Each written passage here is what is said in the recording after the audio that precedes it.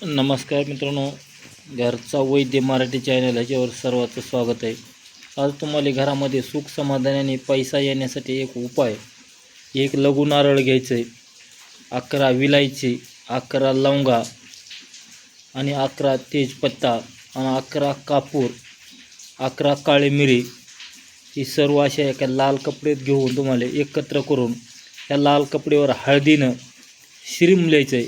श्रीम बोटानं हळदीनं श्रीम लिहायचं. श्रीम ही सर्व पाटावर ठेवून पाटावर ह्याची स्थापना करून ह्याच्यात 11 तांदूळ टाकायचे, 11 तुळशीचे पानं टाकायचे, सर्व एकत्र पाटावर ठेवून तुम्हाला लघु नारळाचा एक मंत्र भेटेल आणि श्रीमचा जप करायचा आहे, लक्ष्मीचा जप करायचा आहे.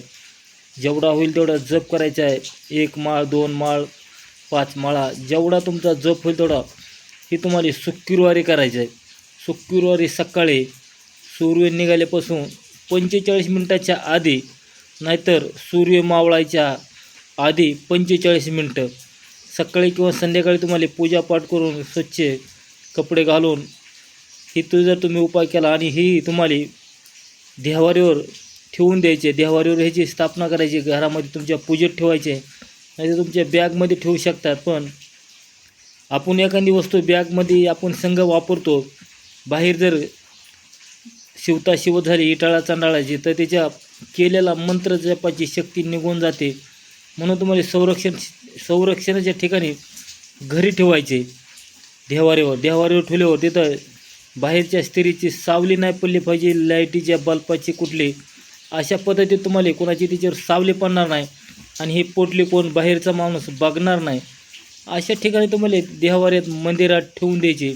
आणि जर शुक्रवारी तुम्हाला श्रीम महालक्ष्मी श्रीम ह्याचा जप करा, नाही तर तुम्हाला लघु नारळाचा एक जप भेटेल. ह्याचा जेवढा होईल तेवढा जप करायचा आहे. तुम्हाला अवघ्या काही दिवसातच घरामध्ये सुख समाधानी आणि घरामध्ये भरपूर असा पैसा यायला चालू होईल.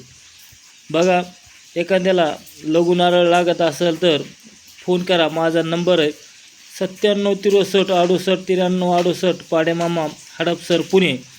तर ही लघु नारळ मित्रांनो, एक शिरी ही 1000 डोळ्याचं नारळ असतं. ही 1000 शिरा आहेत ह्याच्यावर. तरी बघा, अशा ही जी शिरा आहेत ही जऱ्या अशा एक काळ्या प्रकारे राहतं.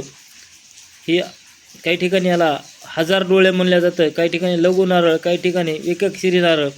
आपल्या भागातले नाव अलग असू शकतात. चला मित्रांनो, जेवढा होईल तेवढा व्हिडिओ शेअर करा, लाईक करा, घंटीचं बटन दाबायचं आहे आणि कमेंटमध्ये सांगायचे की मित्रांनो हे उपाय तुम्हाला कसं काय वाटला ते. तर इथंच थांबू, उद्या भेटू दुसऱ्या व्हिडिओमध्ये. धन्यवाद. जय धन्वंतरी भगवान.